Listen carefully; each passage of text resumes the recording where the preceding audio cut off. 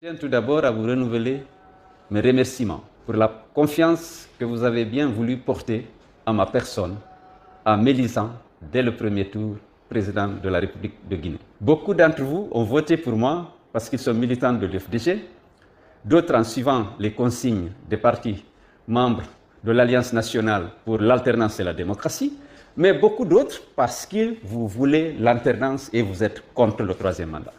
Aux uns et aux autres, je dis merci. Maintenant, il s'agit pour nous tous de lutter pour préserver, pour défendre notre victoire. Et vous savez qu'elle est menacée par Alpha Condé, qui n'a pas eu d'électeurs, mais qui a une armée de fraudeurs. Ils ont transformé les suffrages que vous avez exprimés en notre faveur en faveur de Alpha Condé. Nous ne devons pas l'accepter. L'UFDG, en association avec les autres partis qui nous soutenus et qui sont membres de la NAD, vient de publier les vrais résultats de l'élection du 18 octobre. Ces résultats montrent clairement que votre candidat, celui que vous avez élu, l'a été avec 53% des suffrages exprimés dans les urnes.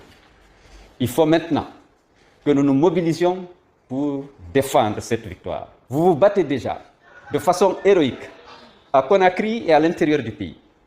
Malgré la répression sauvage, malgré les arrestations arbitraires, malgré les intimidations, le combat est héroïque et il sera inévitablement victorieux. Certes, malheureusement, nous avons perdu beaucoup de nos camarades. Je voudrais présenter nos condoléances à leurs proches et à vous-même qui êtes en train de vous battre sur le terrain. Et priez le Tout-Puissant pour qu'il soit accueilli dans son paradis éternel.